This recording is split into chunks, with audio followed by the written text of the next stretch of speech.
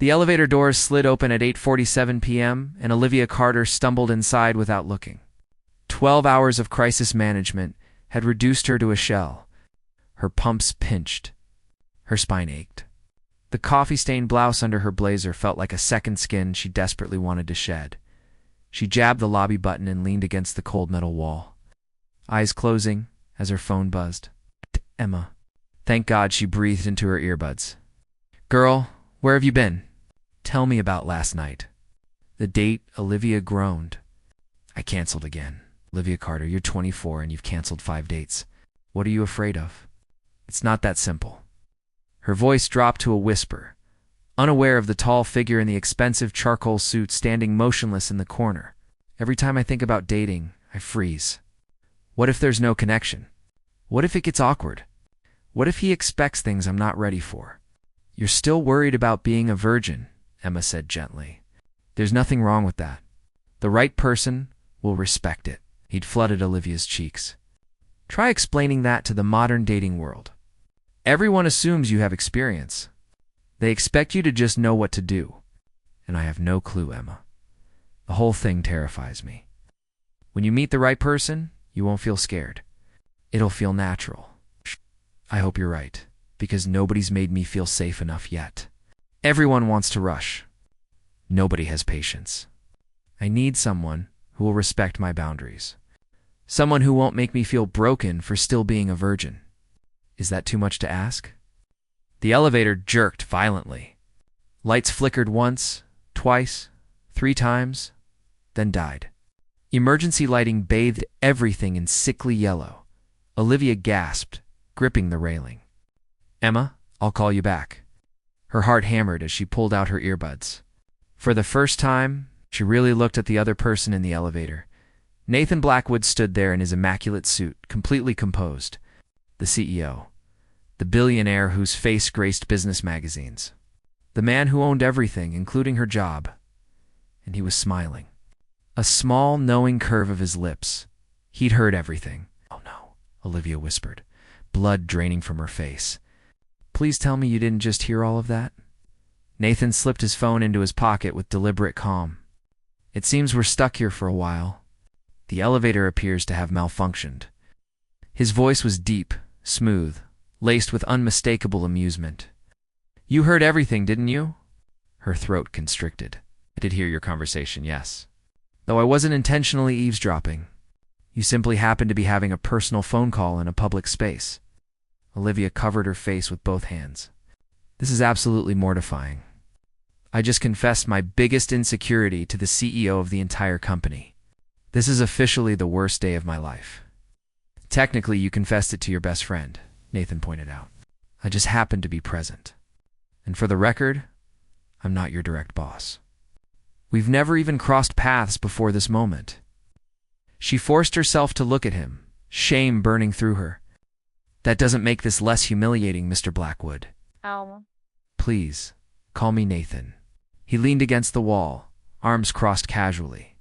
The emergency lights carved shadows across his angular face, highlighting sharp cheekbones and unexpectedly kind eyes. And honestly, I found your honesty refreshing. Refreshing? Olivia stared at him, bewildered. How? In my world, everyone wears masks. People tell me what I want to hear.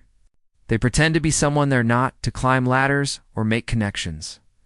Authenticity is rare, especially among people who know who I am. He paused. But you had no idea I was here. You were being genuinely yourself. That's more valuable than you realize. Olivia slid down to sit on the floor, her legs giving out.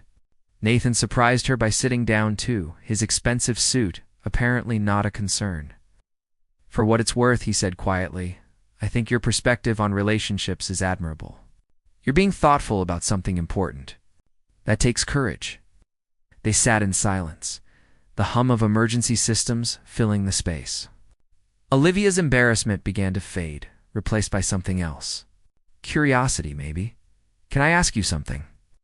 Nathan said suddenly. This might sound strange, but would you have dinner with me? Olivia's breath caught.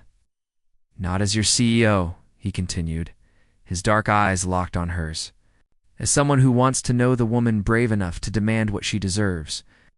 Before she could answer, his phone rang. He glanced at the screen, and his entire face changed. The warmth vanished, replaced by something cold and sharp. "I have to take this," he said, standing abruptly. He turned away, voice dropping to a tense whisper. "I told you not to call this number. We had an agreement." Olivia's pulse quickened. She couldn't hear the response, but Nathan's jaw clenched. "That was before I knew what you were really after," he hissed. "Stay away from me. And stay away from anyone I care about." He ended the call and turned back to Olivia, composing his expression. But she'd seen it. The crack in his armor. Who was that? She asked before she could stop herself.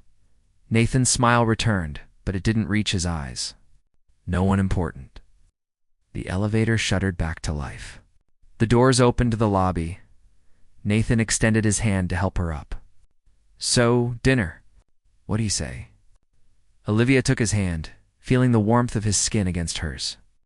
Every instinct screamed that this man was dangerous, that behind his charm lurked something darker. But when she looked into his eyes, she saw something else too. Loneliness, pain, a mirror of her own scars. "Okay," she whispered. "Dinner." Nathan's smile widened, genuine this time. "Tomorrow night. I'll send a car." As Olivia walked through the lobby doors into the cool night air, she didn't see Nathan's expression shift behind her. He pulled out his phone and typed a single message. She said yes. "Proceed with the plan." His thumb hovered over the send button for a long moment before he pressed it, in the reflection of the glass doors. His face looked haunted. The black car arrived at exactly 7. Olivia smoothed down her navy dress for the 100th time, her reflection in the apartment window, showing a woman who looked far more confident than she felt. The restaurant was the kind of place she'd only seen in magazines. Crystal chandeliers cast warm light across white tablecloths. Soft piano music drifted through air that smelled of expensive wine and fresh roses. Nathan stood when she approached, and the sight of him in a fitted black suit made her breath catch. He pulled out her chair, his hand briefly touching her shoulder, sending electricity down her spine. "You look beautiful," he said simply. "You clean up pretty well yourself." She tried to sound casual, but her voice betrayed her nervousness. They ordered, made small talk about work, the city, the weather. But tension hummed beneath every word, every glance. Olivia couldn't shake the memory of that phone call in the elevator. The coldness in his voice. "Can I ask you something?" she said finally, setting down her wine glass.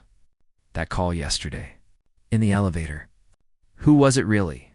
Nathan's fork paused halfway to his mouth. For a moment, his mask slipped. She saw pain flash across his face before he locked it away. "Someone from my past," he said carefully. "Someone I trusted who betrayed that trust in the worst possible way." "What happened?" He was quiet for so long she thought he wouldn't answer. Then he leaned back, his eyes distant. "Her name was Victoria. We were engaged 3 years ago. I thought she loved me for who I was, not what I had. I was wrong." His jaw clenched. "She was feeding information about my business deals to a competitor. Using me. When I confronted her, she didn't even deny it. She just laughed and said, 'If I'd been smarter, I would have seen it coming.'" Olivia's chest tightened. "Nathan, I'm so sorry." "The worst part wasn't the betrayal," he continued, his voice dropping to barely a whisper. "It was realizing I'd been so desperate for real connection that I'd ignored every red flag. I haven't let anyone close since. Until last night in that elevator, hearing you talk about wanting someone who'd respect your boundaries, who'd take things slow, who'd actually see you," met her eyes.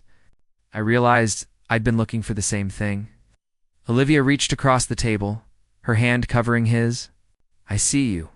His fingers intertwined with hers, and for a moment, the restaurant disappeared. There was only the two of them, two damaged people, recognizing their reflection in each other. "I have something to confess," Nathan said. "That dinner invitation wasn't completely spontaneous." Her heart skipped. "What do you mean?" "After we got out of the elevator, I looked up your employee file. I wanted to know who you were. And what I found was a woman who'd been passed over for 3 promotions despite stellar reviews. A woman whose supervisor takes credit for her work. A woman who deserves so much better than what she's been given. Olivia pulled her hand back slowly. You investigated me? I wanted to help. I'm planning to restructure your department. Give you the recognition you deserve? Is that what this is? Anger flared hot in her chest. Some kind of charity case? Poor little virgin needs saving by the billionaire CEO. No. Nathan's voice turned sharp. This is me being honest with you. Something I haven't been able to do with anyone in 3 years. I'm not trying to save you, Olivia. I'm trying to give you what you've earned. And what do you get out of it? His eyes darkened. Maybe I get to stop feeling alone. Maybe I get to be with someone who doesn't want me for my money or my power. Someone who is honest even when she thought no one important was listening. The waiter appeared with dessert, breaking the tension. They ate in silence, but it wasn't uncomfortable. It was charged electric, full of unspoken possibilities. After dinner, Nathan walked her to the car. The night air was cool, stars hidden behind city lights. I want to see you again, he said, his hand cupping her cheek. But I need you to understand something. My world is complicated. Dangerous, even. There are people who'd use you to get to me. People who wouldn't hesitate to hurt you. Like Victoria? Worse than Victoria. His thumb traced her jawline. I'm asking you to trust me anyway. To take a risk on something that might be the realest thing either of us has ever had? Olivia's heart hammered against her ribs. Every logical part of her brain screamed to run. But the way he looked at her, like she was the only solid thing in his crumbling world, made her want to stay. Okay, she whispered. I trust you. Nathan leaned in slowly, giving her time to pull away. When their lips met, it was soft, tentative, and absolutely devastating. He kissed her like she was precious, like she mattered, like he'd been waiting his whole life for this moment. When they finally broke apart, both breathing hard, Nathan rested his forehead against hers. I'll call you tomorrow, he said. Olivia nodded, unable to form words. She slid into the car, and as it pulled away, she watched Nathan through the rear window. He stood on the sidewalk, hands in his pockets. Watching her go, she didn't see the figure emerge from the shadows behind him. Didn't see the woman with platinum blonde hair and a cruel smile approach Nathan. Didn't see him turn, his expression transforming into something cold and calculated as he greeted her. Did she buy it? The woman asked. Nathan glanced once more at the disappearing taillights. When he looked back, his eyes were empty. She bought it, he said. Now we move to phase 2. Victoria smiled, linking her arm through his. I almost believed you myself back there.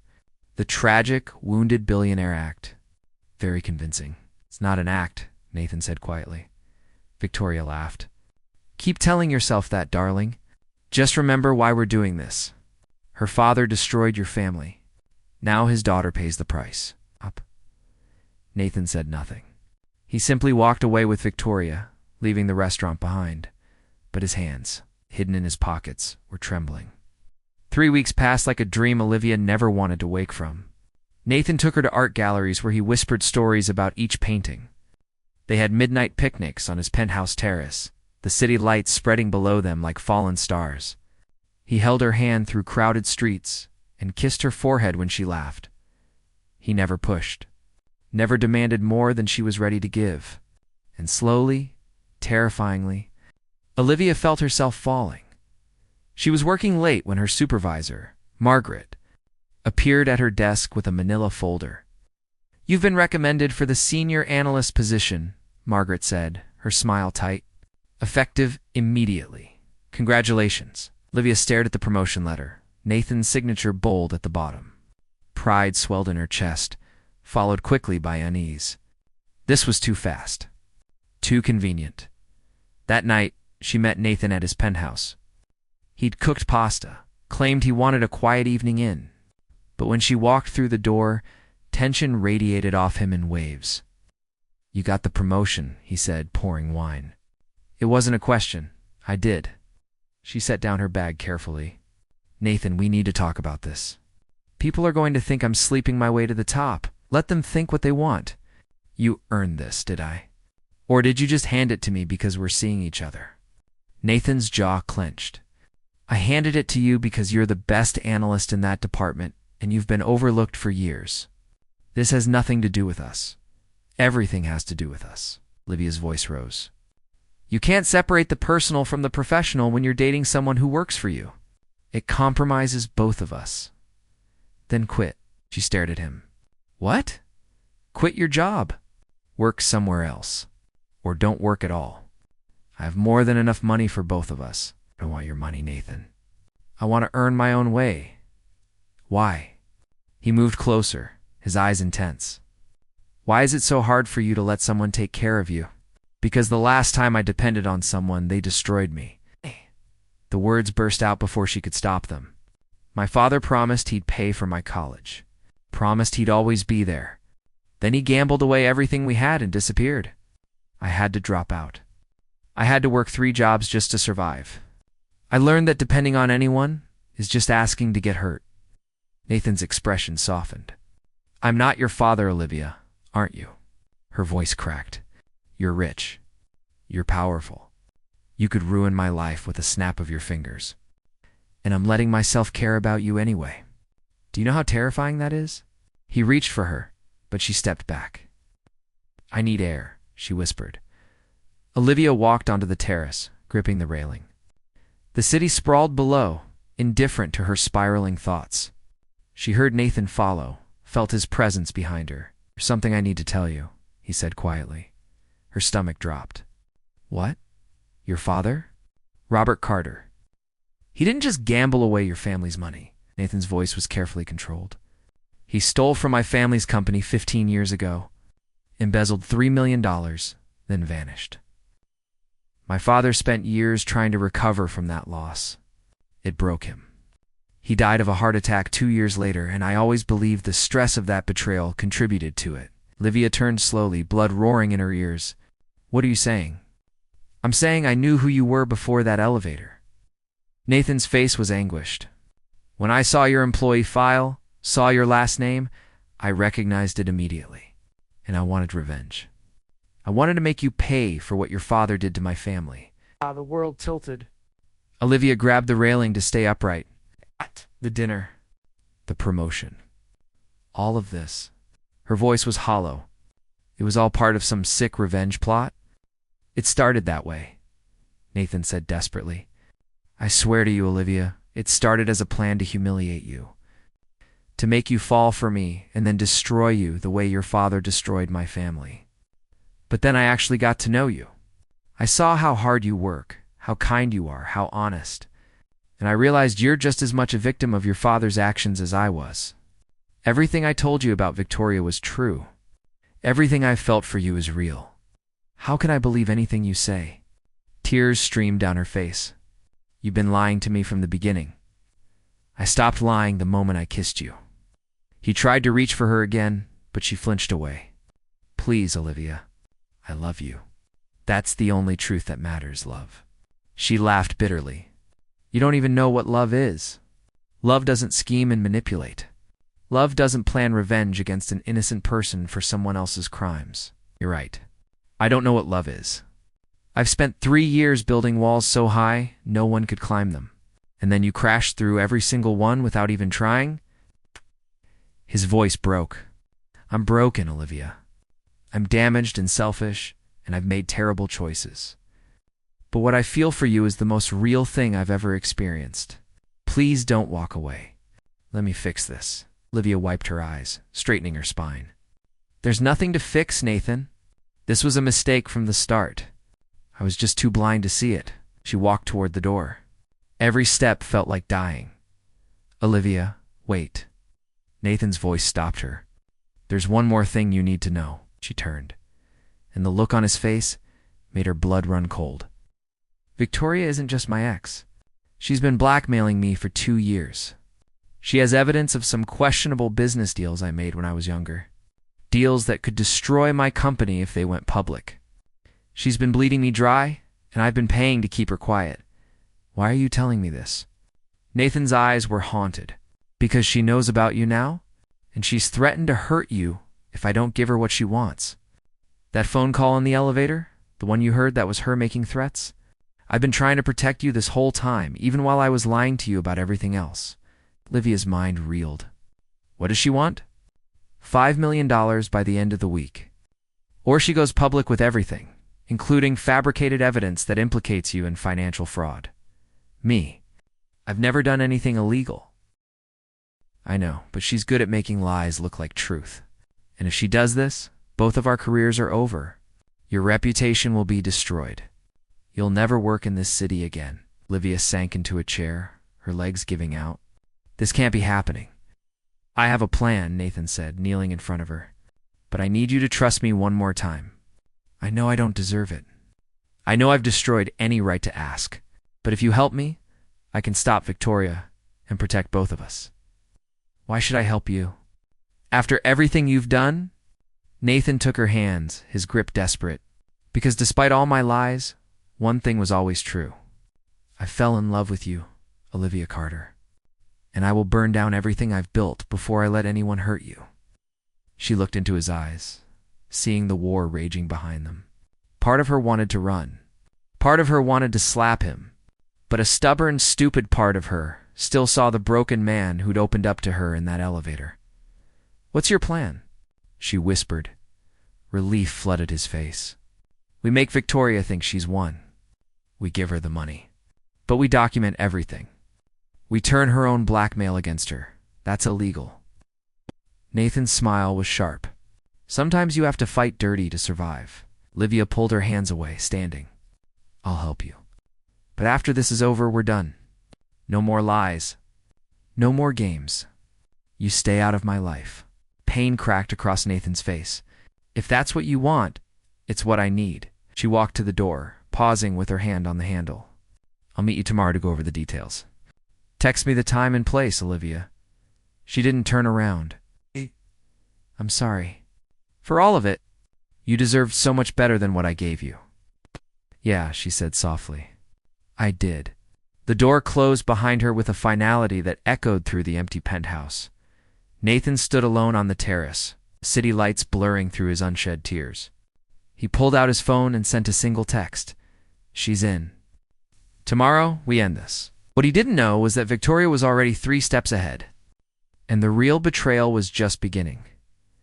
The warehouse smelled of rust and rain. Olivia stood beside Nathan in the shadows, a recording device hidden in her jacket pocket. Her heart hammered so hard she worried Victoria would hear it. Are you sure about this? Nathan whispered. His hand found hers in the darkness, squeezing once before letting go. No, Olivia admitted, but we're out of options. Headlights cut through the gloom. A black sedan pulled up. Victoria emerged in a blood-red dress and heels that clicked against concrete like a countdown. Nathan, darling, she purred. And you brought your little pet. How sweet. Do you have the evidence? Nathan's voice was ice. Victoria held up a USB drive. Everything you want destroyed. Business deals, forged documents, all the dirty secrets that would put you in prison for years. Plus the fabricated evidence implicating sweet Olivia here in your crimes. The money's in the briefcase, Nathan said, gesturing to the case at his feet. $5 million. Count it if you want. Victoria's smile widened. She bent down, popping the briefcase open. Stacks of bills gleamed under the warehouse lights. See how easy that was? She straightened, tucking the USB drive into her purse. You should have just paid me 2 years ago instead of making this so difficult. I have one question, Olivia said, her voice steadier than she felt. Why? Why blackmail someone you supposedly loved? Victoria laughed, the sound harsh and brittle. Love, oh honey. I never loved Nathan. I loved his money, his power, his connections. But the man himself? She looked at Nathan with disgust. He's weak, sentimental. He actually believed I cared about him. It was pathetic how easy he was to manipulate. And my father? Olivia pressed. What does he have to do with any of this? Victoria's expression shifted, something dangerous glinting in her eyes. Your father was my partner. We embezzled that money together. Nathan's father was a fool who never saw it coming. Robert Carter and I split the $3 million and disappeared. Well, he disappeared. I stayed close, changed my identity slightly, and waited for the perfect moment to get close to Nathan. Olivia's blood turned to ice. "You're lying, am I? Why do you think your father vanished so completely?" "He's living quite comfortably in the Caymans, last I checked. We still talk occasionally. He always asks about you, you know? Wonders if you're still struggling. Still working those dead-end jobs. It amuses him." Rage exploded in Olivia's chest. Before she could think, she lunged forward. Nathan caught her, holding her back as she fought against his grip. "He abandoned me," Olivia choked out. "He left me with nothing while he's living in paradise. Life's not fair, sweetheart." Victoria picked up the briefcase. "But I appreciate the donation.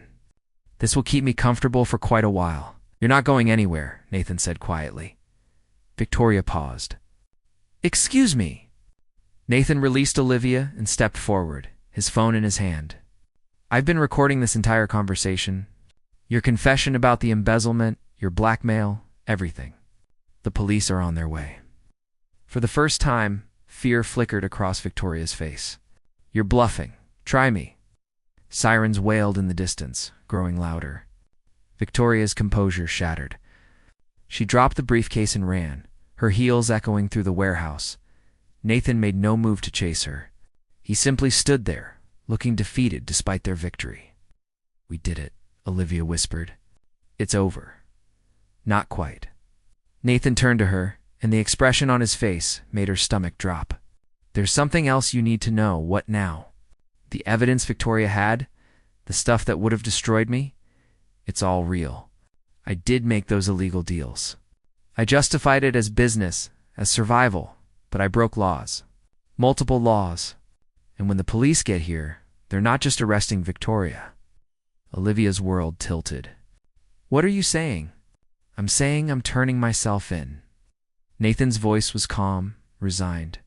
"I'm going to give them everything. Victoria, the embezzlement, my own crimes. It's the only way to make this right. You'll go to prison, probably." For a long time, he stepped closer, cupping her face with both hands. "But you'll be free. Clear of all charges. Victoria won't be able to touch you. Your name will be cleared, and you can have the life you deserve." Tears streamed down Olivia's face. "Nathan, don't do this. There has to be another way." "There isn't. I'm tired, Olivia. I'm tired of lying. I'm tired of looking over my shoulder. I'm tired of being the person I became after my father died." He smiled sadly. "You made me want to be better. And maybe this is the only way I can be. I can't let you do this. You don't have a choice." Nathan leaned in, pressing his forehead against hers. "I love you. That's the truest thing I've ever said. And because I love you, I have to let you go." "I love you too," Olivia sobbed. "I tried not to. I tried to hate you, but I can't. Then remember me like this. Not as the man who tried to use you for revenge, but as the man who chose you over everything else." Police cars screeched to a halt outside. Red and blue lights painted the warehouse walls. Nathan kissed her one last time. It was desperate and tender and tasted like goodbye. "Take care of yourself," he whispered against her lips. "Be happy. Find someone who deserves you." "There's only you," Olivia said brokenly. "Then find a version of me that isn't broken." Police officers flooded the warehouse. Nathan stepped back, hands raised in surrender. "Nathan Blackwood," an officer said. "You're under arrest for fraud, money laundering, and conspiracy." As they handcuffed him, Nathan's eyes never left Olivia's face. He mouthed 3 words, "I love you." Then they led him away, and Olivia collapsed to her knees on the cold concrete floor. Watching the taillights disappear into the night, Victoria had been caught trying to flee 2 blocks away. The USB drive was recovered. The money was returned. By all accounts, they'd won. So why did Olivia feel like she'd lost everything? Emma found her there an hour later, still kneeling in the warehouse, tears dried on her face. "Come on," Emma said gently, helping her up. "Let's go home. He sacrificed everything for me," Olivia whispered. "How do I live with that?" "One day at a time," Emma said. "That's all any of us can do." As they walked to the car, Olivia looked back at the empty warehouse one last time, Somewhere in the city, Nathan was being processed, fingerprinted, photographed, beginning a journey that would take him far away from her. And Olivia made a decision. If Nathan could sacrifice everything for her, she could fight for him. Even if it took years, even if it cost her everything, she would find a way to bring him home. 2 years later, Olivia stood outside the prison gates, autumn wind whipping her hair across her face. The metal doors opened, and Nathan walked through. Carrying a single bag, he looked thinner, older. But when his eyes found hers, something shifted in his expression. Hope, fragile and tentative, bloomed across his face. "You came," he said, his voice rough from disuse. "Did you think I wouldn't?" Nathan stopped a few feet away, as if afraid to get closer. "You never visited, never wrote. I thought you'd moved on. I was busy." Olivia pulled a folder from her bag, holding it out. "Getting your sentence reduced. Proving Victoria coerced you into those business deals. Finding evidence that your father's death wasn't natural, that Victoria had connections to organized crime. It took me 2 years, 3 lawyers, and every favor I could call in, but I did it." Nathan took the folder with shaking hands, scanning the documents inside. "This says I'm on parole, that the charges were reduced to conspiracy, that I only served 2 years instead of 10. You're welcome." He looked up at her, tears streaming down his face. "Why? After everything I did to you, why would you fight for me?" "Because you were right." Olivia stepped closer. "What we had was real. And I'm done pretending I don't love you just because you're broken. We're both broken, Nathan. Maybe that's why we fit. I don't deserve you. Probably not." She smiled through her own tears. "But I don't care anymore. I'm tired of being afraid. I'm tired of protecting myself from getting hurt. You taught me that some things are worth the risk." Nathan dropped the bag and the folder, closing the distance between them in 2 strides. He pulled her into his arms, holding her so tightly she could barely breathe. "I thought about you every single day," he whispered into her hair. "You were the only thing that kept me going. The only reason I didn't give up. I'm here now." Olivia pulled back just enough to look at him. "And I'm not going anywhere. What about your job? Your life?" "I quit Blackwood Industries 6 months after you were arrested.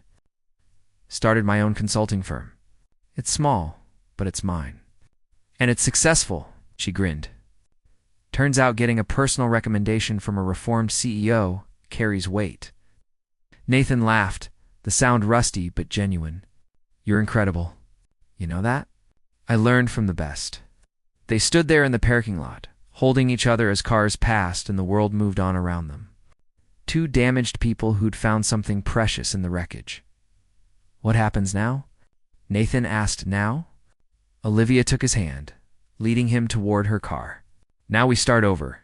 No lies, no games, no revenge plots. Just us figuring out how to be together without destroying each other." "That sounds terrifying."